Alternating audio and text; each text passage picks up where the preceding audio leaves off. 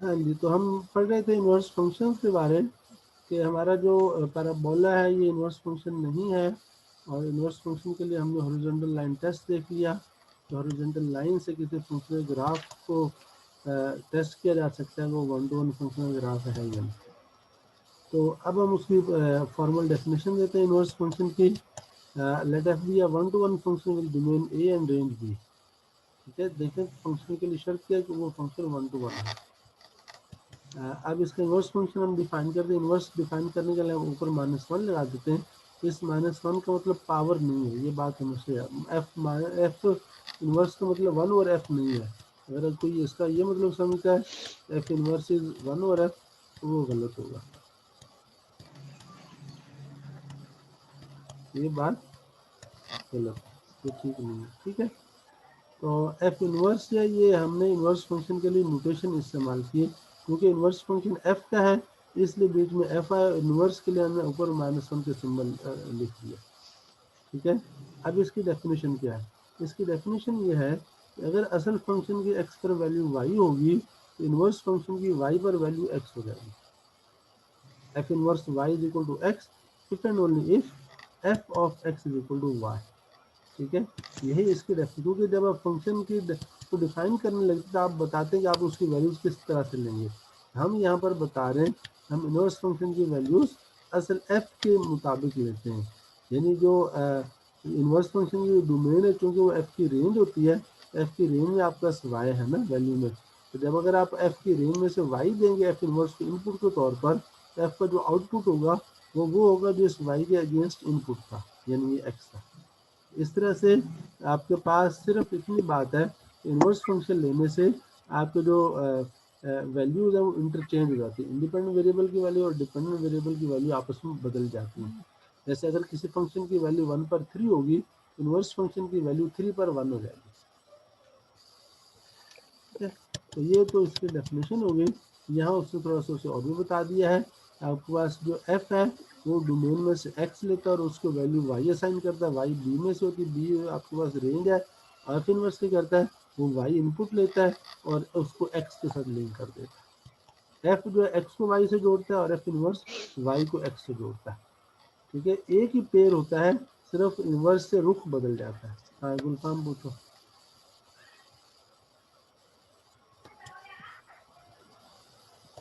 पूछो भाई जल्दी पूछो।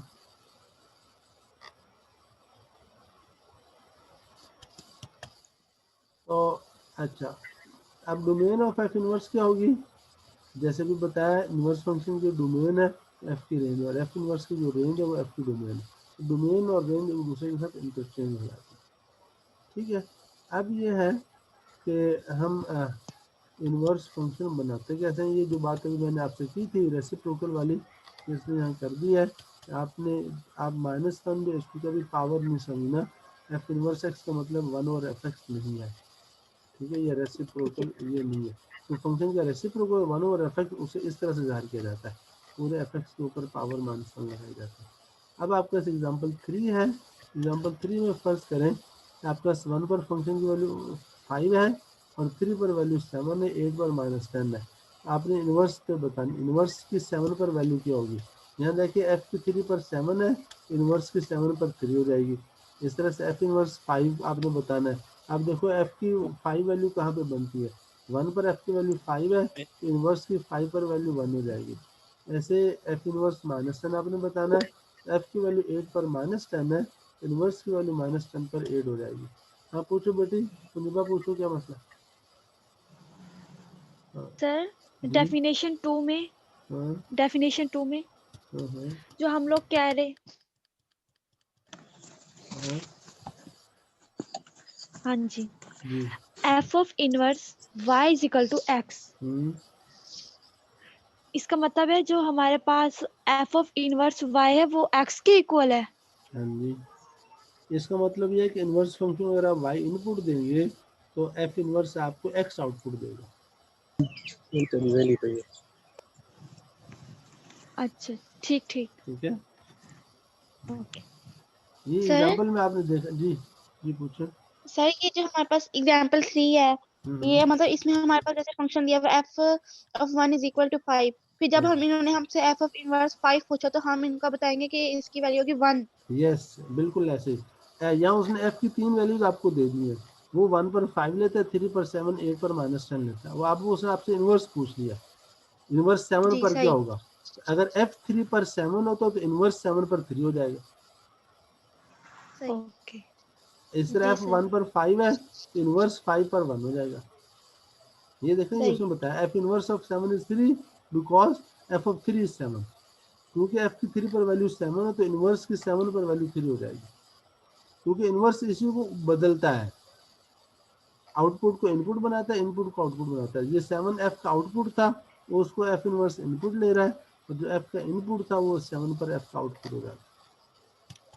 सही है।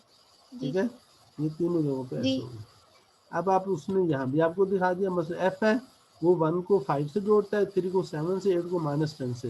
इनवर्स क्या करेगा, वो 5 को 1 से जोड़ेगा, ये उसका रुख बदल गया। 7 को 3 से जोड़ेगा, -10 को 8 से जोड़ेगा, ये यहाँ से जोड़ा हुआ। एफ आपके एफ फंक्शन ए से बी की तरफ होता है और इनवर्स आपका बी से ए की तरफ होगा। सही। फिगर 6 आप ध्यान से देखिए। तो अच्छा, अब इसी तरह से अब आप अगर, क्योंकि आमतौर पे हम फंक्शन के इंडिपेंडेंट वेरिएबल को सिंबल एक्स से जाहिर करते होते हैं ना, तो अगर हमारा फोकस इनवर्स पर है तो इनवर्स का जो इंडिपेंडेंट वेरिएबल है हम अगर उसे एक्स से जाहिर करना चाहते हैं, हम आमतौर पे इनवर्स फंक्शन को यू लिखेंगे, f inverse x is y. तो फिर साथ एफ को कैसे लिखेंगे, एफ पे फिर हम इंडिपेंडेंट की जगह वाई लिख लेते हैं, डिपेंडेंट की जगह एक्स लिख लेते हैं, इससे फर्क नहीं पड़ता है। ठीक है, ये सिर्फ रोटेशन की बात है। सर जी मतलब होगा वो डिपेंडेंट, हाँ, मतलब ये इंडिपेंडेंट हो जाएगा फिर। बेटे नाम रखना होता है ना, असल में जो इनपुट वैल्यूज होती है वो इंडिपेंडेंट वेरिएबल की वैल्यूज होती हैं, जो आउटपुट वैल्यूज होती है वो डिपेंडेंट की होती है। अब एफ इनवर्स यहाँ ब्रैकेट के अंदर जो सिंबल लिखा जाता है ये बेसिकली इनपुट वैल्यूज का सिंबल होता है, और ये जो इधर होता है ये आउटपुट का सिंबल होता है। तो अब आपने यहाँ अगर एक्स लिखा है, इसका मतलब एफ इनवर्स के इनपुट को आप एक्स से जाहिर कर रहे हैं और आउटपुट का वाई से जाहिर कर रहे हैं, यानी एफ इनवर्स एक्स को वाई से जोड़ रहा है। तो एफ किसको जोड़, एफ क्या करेगा, एफ वाई को एक्स से जोड़ेगा, फिर जैसे यहाँ लिखा हुआ। मतलब इसको बताने का ये स्टाइल है ना, एक ये हम कहेंगे ये एफ इस नंबर को इस नंबर से जोड़ता है, एक हम कहेंगे इस नंबर पर इसकी ये इमेज है, एक हम कहेंगे इस इनपुट पर ये आउटपुट है, तो ये एक ही बात है। जी सर। अच्छा, अब ये है कि अगर आपके पास अब मसलन सर जी सर जैसा कि आपने ऊपर एग्जांपल दी पॉपुलेशन और टाइम की, तो ज़रूरी होता है कि जो इनपुट होता है वो इंडिपेंडेंट हो। अगर हम इसमें पॉपुलेशन जो इनपुट दे रहे हैं वो तो डिपेंड कर रही है फिर टाइम पर। बेटे मैथमेटिकली हमारे हिसाब से इंडिपेंडेंट को आपको गिवन किया है, जो गिवन होता है वो आपकी मर्जी का होता है। मसलन मैं आपको तो बताओ जी 500 पॉपुलेशन कब होगी, तो 500 मैंने जी अपनी सर। मर्जी से चूज किया ना। इंडिपेंडेंट का मतलब जी ये सर। फिजिकली अभी आपने समझे, आप मैथमेटिकली समझे। मैथमेटिकली का मतलब ये है कि गिवन किया और आपने फाइंड किया करना। जी सर। फिजिकली तो ये बात ठीक है कि पॉपुलेशन ही टाइम पर डिपेंड करती है, टाइम के बढ़ने से पॉपुलेशन में, लेकिन मैथमेटिकली आप ऐसा भी कर सकते पॉपुलेशन को इंडिपेंडेंट बना दें और आप टाइम के पीछे पड़े कि टाइम ये पॉपुलेशन कब होगी, ये पॉपुलेशन कब होगी, ये पॉपुलेशन कब होगी। क्योंकि जब हम फ्यूचर प्लानिंग करते तो उस वक्त हमें ये चाहिए होता है ना जी सर। कि ये थैंक पॉपुलेशन। You sir. हाँ ठीक है। जी सर। महाराज और सर जी एक और ये बात। हमारा व्यू पॉइंट होता है, हम दोनों तरह से देखा। हम ये भी कह सकते सोच सकते कि 5 साल बाद पॉपुलेशन कितनी होगी, और हम ये भी सोच सकते अच्छा तो 1000 पॉपुलेशन कब होगी। ये जी सर। पाकिस्तान की पॉपुलेशन हम ये भी सोच सकते हैं 10 साल बाद क्या पॉपुलेशन होगी, और ये भी सोच सकते हैं हम कि 30 करोड़ पॉपुलेशन पाकिस्तान किस साल में जाके होगी। ये आपका जो टारगेट होता है, जो ऑब्जेक्टिव होता है, उसके हिसाब से आप चीज़ों को सोचते हैं ना। ठीक है। जी सर। अच्छा, जी अब ये इनवर्स और एफ जो है इनकी एक और इंटरेस्टिंग बात है। अगर आप किसी इनपुट पर एफ और एफ इनवर्स को सीक्वेंस में कंसेक्टिवली अप्लाई करें, मसलन आपको ये पता है एफ वाई एक्स है ना, ठीक है, यहाँ पर देखिए, और एफ इनवर्स एक्स जी आपका सर। वाई है। अगर मैं यहाँ पर इस वाई की जगह ये वाई क्योंकि एफ इनवर्स एक्स के बराबर वो लगा दूँ, मेरे पास क्या हो जाएगा, एफ ऑफ वाई की जगह मैंने लगा दिया एफ इनवर्स ऑफ एक्स। मैंने सिर्फ ये किया है कि इस y की जगह मैंने ये F of y inverse के X. f इनवर्स x उठा के यहाँ डाल दिया, बस और कुछ नहीं किया। अब ये बराबर किसके है? ये बराबर x के है, ये मैंने बराबर x लिख दिया। अब आप जरा देखो कि f और f इनवर्स में क्या काम किया है। ये असल इनपुट यहाँ x था, उसके ऊपर लगा f इनवर्स, उसके ऊपर लगा f। तो एक तरह से आपने f और f इनवर्स की कंपोजिशन ले ली। कंपोजिशन आप पहले पढ़ चुके हैं। कंपोजिशन का मतलब ये होता है यस सर। एक इनपुट पर पहले एक फंक्शन अप्लाई करना, फिर दूसरा अप्लाई करना। अब आप इसका इम्पैक्ट क्या आया, आप देखो वो जो असल इनपुट था वही आपको वापस मिल रहा है। इसका क्या मतलब है? f और f इनवर्स ने एक दूसरे को कैंसिल कर दिया, और भाई ठीक है, और जो असल इनपुट था वही आपको आउटपुट मिल रहा है। तो अपने आप को म्यूट करो, जो हम था म्यूट। चलो मेहरबानी सर शोर आ रहा है काफी ज्यादा। बताइए जो लाला हाँ, नहीं अंदर जाके ले बच्चों ने अपने आप को मैं भी करता हूँ। बोल ना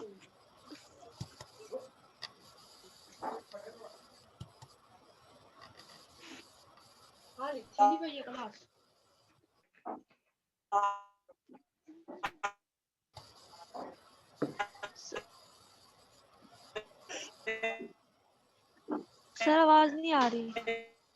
आवाज नहीं आ रही अभी? मैं आवाज वैसे ही नहीं आ रही। मेरे पीछे से काफी ज्यादा शोर आ रहा है। शोर आ रहा है। म्यूट कर देना प्लीज आप लोग। ये सब लोग अपने आप को म्यूट करो।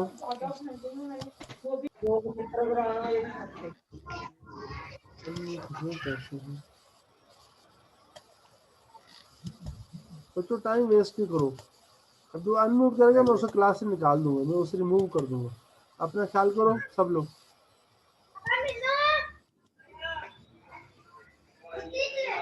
क्लास से निकाल देंगे क्यों?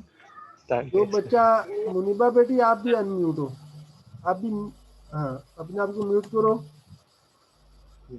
सब लोग अपने आप को म्यूट करो। जो अनम्यूट होगा मैं उसे रिमूव कर दूंगा क्लास से। अदील तुम लोग भी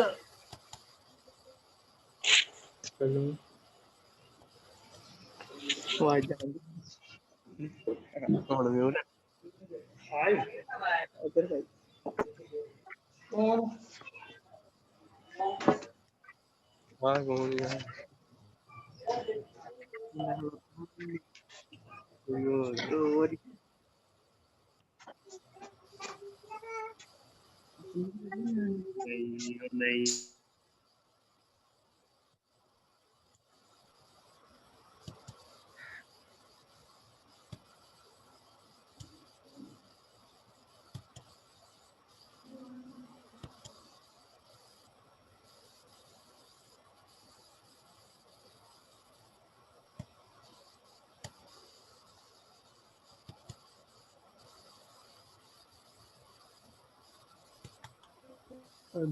सर आपकी आवाज नहीं आ रही। अब आने शुरू, मैंने बोला नहीं है। ये अजील मैं अभी आपको निकाल रहा हूँ, अल्लाह अल्लाह रजी को भी निकाल रहा हूँ। तुम लोगों को समझ नहीं आ रही क्या कह रहा हूँ? ये ओप्पो A37FW, म्यूट करो अपने आप को।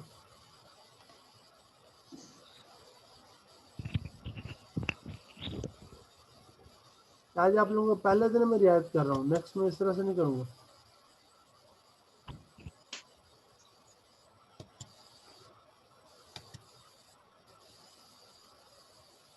मैं खेलते रहूँगा यहाँ आप लोगों को।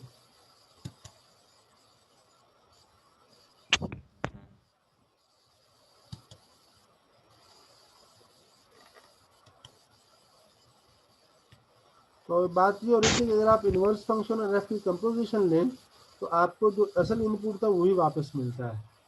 तो चाहे आप एफ को पहले आप इनर फंक्शन बनाए, एफ इनवर्स का आउटर बनाए, या एफ इनवर्स को बनाए एफ को आउटर बनाए, दोनों सूरतों में आपके पास जो फाइनल आउटपुट है वो असल फंक्शन एक्स आ जाता है। इसमें देखें, जो आपके पास पहले आपने एक्स पर एफ अप्लाई किया, फिर एफ इनवर्स अप्लाई किया, तो एफ की जो डोमेन थी वो ए थी ना, आपने ए में से एक्स लिया, वो एफ को दिया, एफ का जो आउटपुट था वो एफ इनवर्स को दिया, एफ इनवर्स आपको वापस एक्स दे देता है।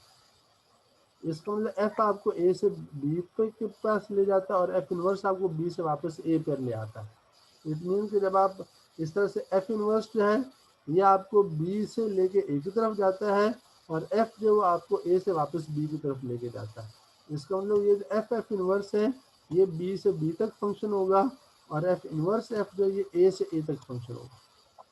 यानी एफ इनवर्स एफ की डोमेन भी ए है और रेंज भी ए है और एफ इनवर्स की डोमेन भी बी है और इसकी रेंज भी बी है। ठीक है, ये फर्क समझ लें क्योंकि तरतीब बदलने से आपको ज़ाहिर है कि डोमेन रेंज बदल जाए। अगर एफ इनर फंक्शन होगा फिर एफ की डोमेन से स्टार्ट लेंगे, अगर एफ इनवर्स इनर फंक्शन है एफ इनवर्स की डोमेन से स्टार्ट लेंगे और एफ की डोमेन ए है और एफ इनवर्स की डोमेन बी है और एफ जो आपको फिर उसको जो आउटर फंक्शन है वो उसको रिवर्स कर रहा है यहाँ। ठीक है, तो ये बात होगी। या उसने दोबारा भी एग्जाम्पल से फिगर से समझा दिया है, इलस्ट्रेशन दी है। एफ क्या करता है, एक्स इनपुट लेता है, एफ ऑफ एक्स आपको देता है। एफ इनवर्स से करता है, एफ ऑफ एक्स उसको इनपुट बनता है और ये आपको वापस एक्स दे देता है। तो आप एक्स से चले गए और एक्स तक ही पहुंच गए।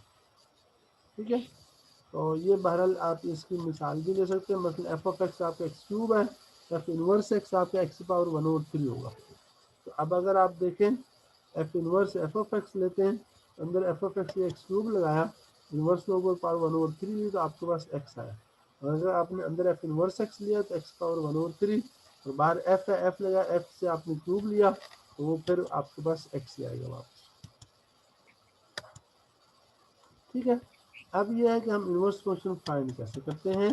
How to find the inverse function of a 1-to-1 function f. इसके आपको उसने 3 स्टेप आपको बताए हैं। पहला स्टेप ये है तो फंक्शन को ये इस शक्ल में लिखें, y equal to f of x. दूसरा स्टेप ये है इस इक्वेशन में से x की वैल्यू निकालें y की शक्ल में। ठीक है, और तीसरा स्टेप ये है कि जहाँ जहाँ x था उसको y कर दे, जहाँ जहाँ y था उसे x लगा दें। इस तरह से आपको पास इनवर्स फंक्शन बन जाता है। मसलन ये देखें आपके पास फंक्शन एफ ऑफ एक्स है x³ + 3, आपने इसका इनवर्स ढूंढना है। आप पहले इसको y के बराबर कर दिए, ये पहला स्टेप आपने परफॉर्म कर दिया। दूसरा स्टेप ये यहाँ से x की वैल्यू लो निकालें। x की वैल्यू निकालने के लिए आप 2 को y की तरफ ले जाएंगे, y -2 हो जाएगा और ये x की पावर 3 है तो उसे क्यूब रूट ले लेंगे, ये आपके पास x की वैल्यू निकला। ये यहाँ तक आपका दूसरा स्टेप हो गया। आप क्या करें, x को y कर दे, y को x कर दे, x को y कर दिया फिर इस y को x कर दिया। ये आपको जो नया फंक्शन बना है ये इनवर्स फंक्शन है। क्योंकि हम फंक्शन के लिए इंडिपेंडेंट वेरिएबल x लगाते हैं, इस तरह से आखिर में हम y का नाम बदलते हैं। इस तरह से आपका एफ इनवर्स एक्स क्या बन गया, x - 2 का cube root. F of x आपका x³ + 2 था, उसका इनवर्स फंक्शन x - 2 का क्यूब रूट। सर मतलब जैसे अब हमने ये y मतलब x को और y को इंटरचेंज करने के लिए हमने पहले x को वैल्यू को सॉल्व किया है। यस, हमने पहले असल फंक्शन का नाम y रखा। ठीक है, y हमारा डिपेंडेंट वेरिएबल होता है, x इंडिपेंडेंट होता है। हमने ये काम किया, ये पहला स्टेप है। दूसरा स्टेप ये है जी कि आप इस इक्वेशन में से x की वैल्यू निकालें y की शक्ल में। जब आप x की वैल्यू निकाल लेंगे तो राइट साइड पे आपको y आएगा ना, x हमारा लेफ्ट पर जी आएगा। सर। अच्छा, जब ये 2 स्टेप हो गए, तीसरा स्टेप ये है कि जहाँ जहाँ y है वहाँ x कर दो और जहाँ x है वहाँ y कर दो। अब ये y सही है। फंक्शन ऑफ x हो गया। अब गो के आप इस y को उस y से कंफ्यूज नहीं कर रहा। आप ये कहेंगे यहाँ y तो इसके बराबर है, यहाँ y इसके बराबर कैसे हो गया, तो ये बात नहीं है। बात ये एक फंक्शन है, ये दूसरा फंक्शन है। ये असल फंक्शन f था, ये उसका इनवर्स फंक्शन है। तो फंक्शन के लिए क्योंकि हम आमतौर पर इंडिपेंडेंट वेरिएबल के लिए एक्स का सिंबल यूज करते हैं, इस तरह से हमने आखिर में नाम बदले। अगर आप नाम ना बदलना चाहें तो आप यहाँ कह सकते हैं आपका ये फंक्शन एफ ये y एफ ऑफ एक्स है, तो ये x = f इनवर्स y। ये बेसिकली ये जो चीज़ है आपके पास, आप ये f इनवर्स y आपके पास आ गया। ये जिस तरह से हमने फंक्शन की डेफिनेशन में लिखा था वो शक्ल यहाँ पे पूरी हो जाती है। तो ये आपके पास x = f इनवर्स y और ये क्या है, ये y = f ऑफ x है। आपने इनवर्स फंक्शन तो यहाँ बना लिया, ये दूसरे स्टेप पे। तीसरा स्टेप हमने सिर्फ अपने जो स्टैंडर्ड हमारा जो रिवाज है नोटेशन का, उस रिवाज की नकल में हमने ऐसे किया है कि हमने इंडिपेंडेंट वेरिएबल का नाम क्योंकि हम आमतौर पर एक्स रखते हैं और डिपेंडेंट को वाई कहते हैं, हमने इस इनवर्स फंक्शन में वाई की जगह एक्स लगा दिया और एक्स की जगह वाई लगा दिया, बस इतनी बात। सही सर, समझ आ गई। ठीक है। जी सर। तो अब ये अच्छा, अब ये बात हो गई। अब हम आते हैं ग्राफ पर। तो मेरे पास अगर एफ का ग्राफ है तो इनवर्स फंक्शन के ग्राफ का उससे क्या ताल्लुक होगा। आपने एक बात नोट की, अगर एफ की वैल्यू 2 पर, अगर मिसाल के तौर पर कोई भी फंक्शन है उसको 2 पर वैल्यू 3 आती है, ठीक है, तो जो इनवर्स फंक्शन है उसकी आपके पास 3 पर वैल्यू 2 आएगी, ठीक है। एक मिनट, मेरी कॉल आ रही है डायरेक्टर साहब की, मैं आपसे दोबारा बात करूँ। हाँ, तो हम बात कर रहे थे,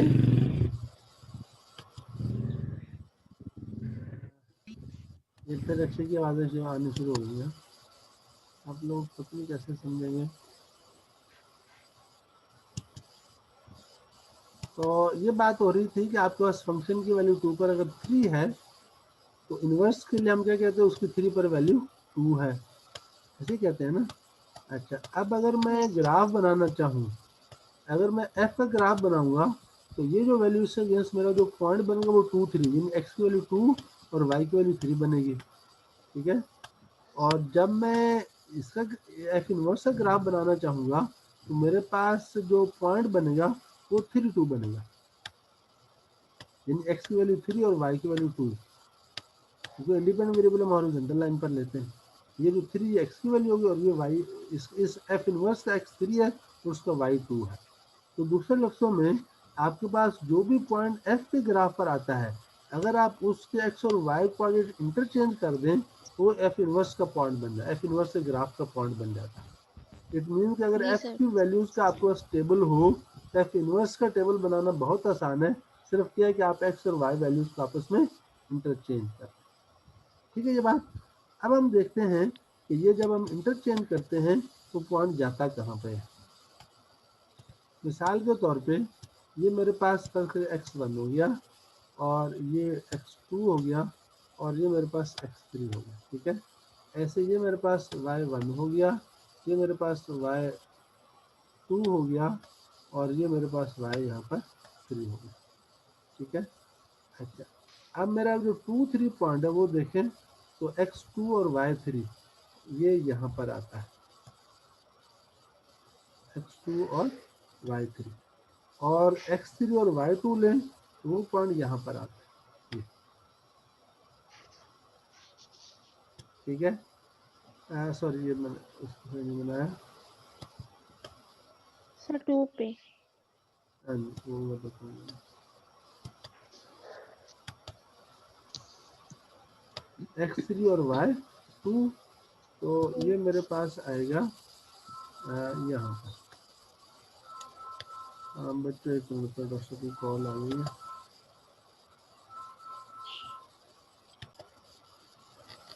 तो ये आपके पास पॉइंट आ गया 3 2, x3 और y2।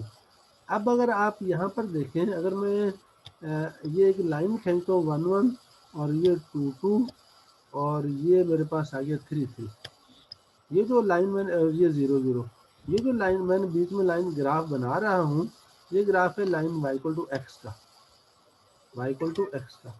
अब अगर आप देखें ये जो 2 3 और 3 2 पॉइंट है ये इस लाइन के दोनों तरफ बराबर, यानी जितना ये फासला है इधर उतना ही ये वाला पॉइंट इस दूसरी तरफ है। एक तरह से जो आपके ये जो पॉइंट बनते हैं असल फंक्शन का पॉइंट और उसके इन्वर्स का पॉइंट, वो लाइन y = x के गिर्द रिफ्लेक्ट हो जाता है, ठीक है। इस तरह से यानी अगर 2 3 आपके इस तरफ था तो 3 2 आपके पास इस तरफ चला जाता है, उस लाइन के दूसरी तरफ उतने ही फासले पर। तो ये इसमें पॉइंट समझने का है।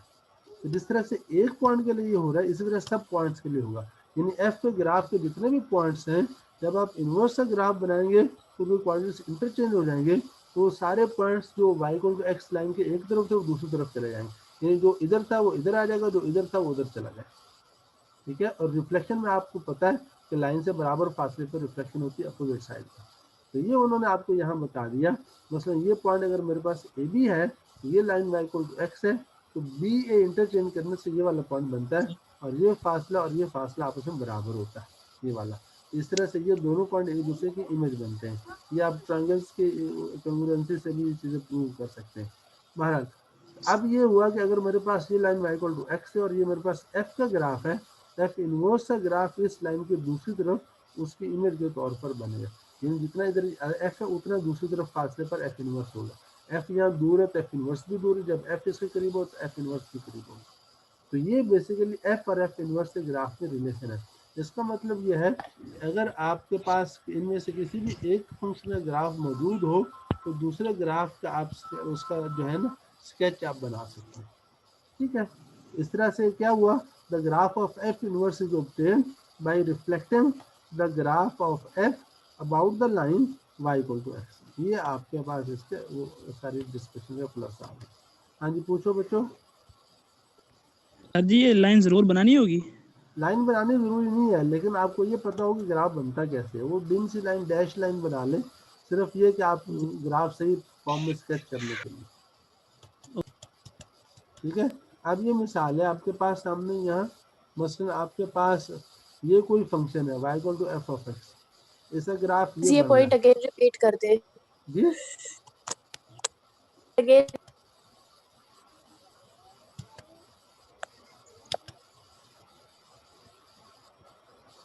तो ये आपके पास मसलन ये फंक्शन एफ का ग्राफ है, एफ इनवर्स का ग्राफ इसकी रिफ्लेक्शन है, यानी अगर -1 0 ग्राफ का हिस्सा है तो 0 -1 इसके इनवर्स का हिस्सा होगा, और इसके इनवर्स ये 0 -1 जी।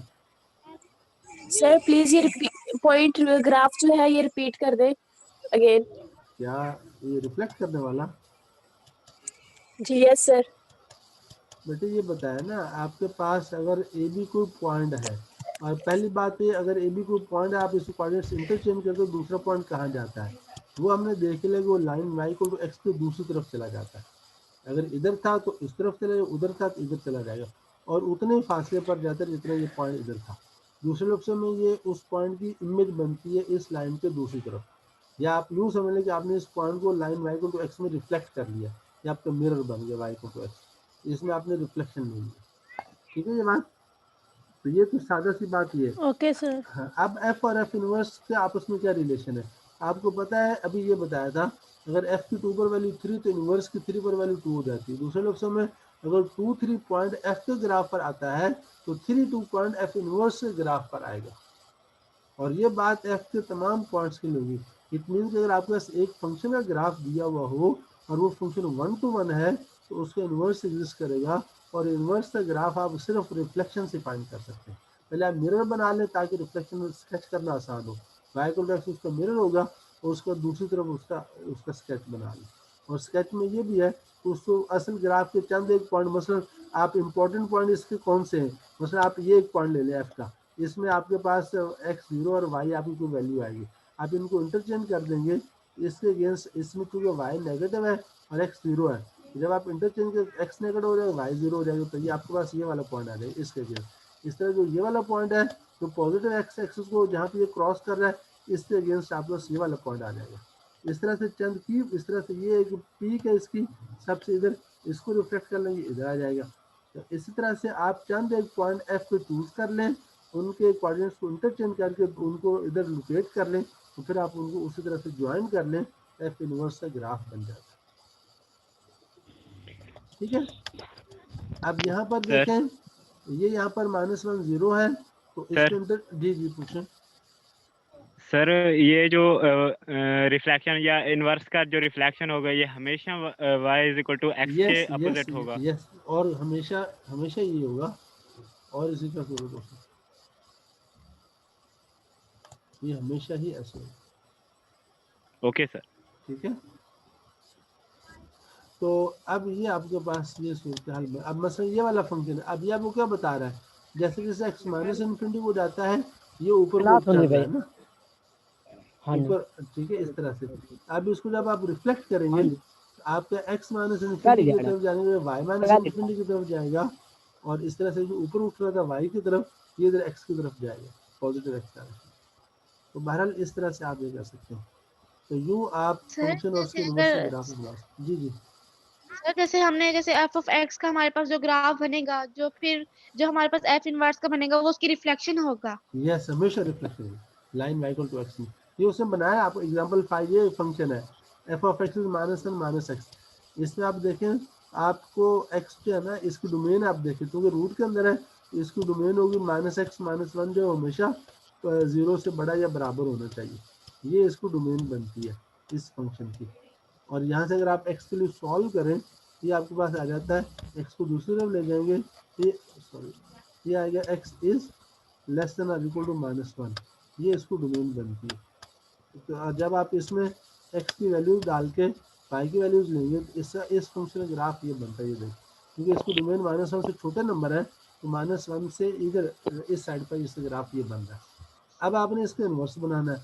एक ये कि पहले आप इसका इन्वर्स फंक्शन बनाए, पूरा उसका फार्मूला जो 3 स्टेप पीछे थे वो परफॉर्म करें, वो परफॉर्म किए तो आपके पास ये चीज़ आती है, ये वाला हिसाब है, ठीक है।